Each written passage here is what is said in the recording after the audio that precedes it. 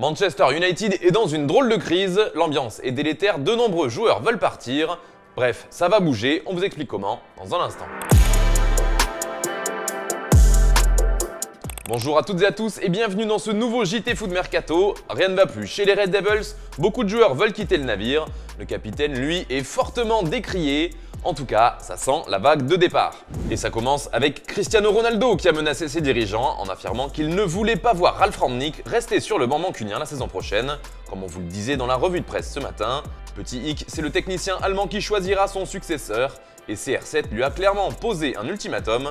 Le Portugais n'hésitera pas à plier bagage un an avant la fin de son contrat si le nouveau coach ne lui plaît pas. Voilà pour l'ambiance. Le problème d'après les tabloïds, c'est qu'il n'y a pas qu'avec Ronaldo que le climat est tendu. Il y en aurait en tout 11 joueurs qui souhaiteraient faire leur valise dès cet hiver pour changer d'air.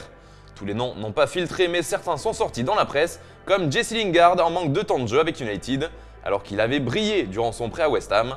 Et bien justement, ce sont les Hammers qui viennent à lui cette fois, il préparait une offre pour le faire venir dès cet hiver. Si cela ne fonctionne pas, Lingard pourra toujours signer à West Ham cet été, lorsqu'il sera libre de tout contrat.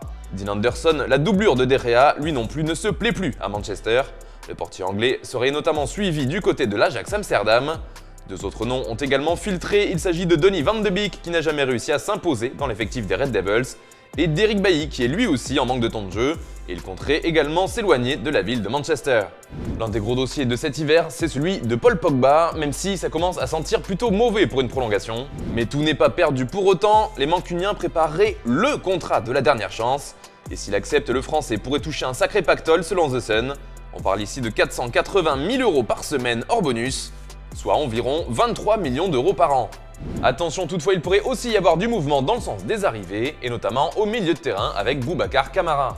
Lui qui est également pisté par l'AS Roma, et si Marseille espère un transfert cet hiver, les Red Devils devraient attendre qu'il soit libre l'été prochain pour venir gratuitement. Ce ne sera pas le cas pour Ruben Neves qui intéresse tout de même Manchester United. Les dirigeants rêveraient d'associer cette paire dans son milieu de terrain. Le board mancunien cherche aussi des renforts en défense et d'après nos informations, ils auraient un réel intérêt pour Dan Axel Zagadou, le défenseur français du Borussia Dortmund. Les discussions sont en cours avec les représentants du joueur qui aurait lui aussi l'avantage d'être sans contrat à partir du mois de juin. Que pensez-vous de ce qu'on vient d'évoquer? Est-ce que selon vous, le mercato suffira à Manchester United pour se relancer cet hiver? C'est la question du jour. Comme d'habitude, vous nous donnez votre avis dans les commentaires et on en reparlera dans le prochain JT. D'ailleurs, hier, on vous demandait ce que vous pensiez d'une possible arrivée de Paqueta au PSG. Et pour une fois, vous êtes plutôt partagés. Il y a les partisans d'une nouvelle aventure pour lui à Paris, et aussi ceux qui affirment qu'il risque de se louper et qu'il vaut mieux qu'il reste à Lyon pour le moment. Et bien justement, à propos du Brésilien, son clan a répondu par le biais du représentant du joueur, Eduardo Uram. Ce dernier a tenu à mettre les points sur les i. Leonardo le connaît très bien depuis Flamengo. Quelqu'un a mis tout cela ensemble pour générer cette spéculation, mais il n'y a aucun appel, rien sur mon téléphone, rien à Lyon.